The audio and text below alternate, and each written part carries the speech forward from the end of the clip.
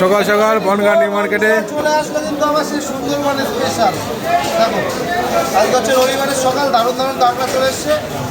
আর কাঁকড়া খেলে ঠিকানা একটাই আমার দোকান, দেখে নাও।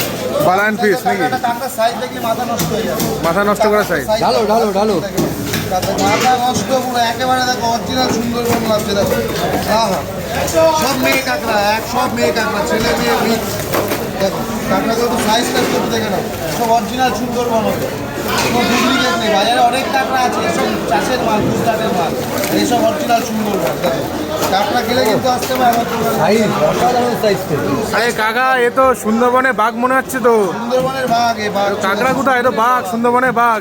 তো এরকম ভালো কাঁকড়া খেতে হলে কিন্তু আসতে হবে বালায়ন ফিশ, বনগাঁ নিউ মার্কেট।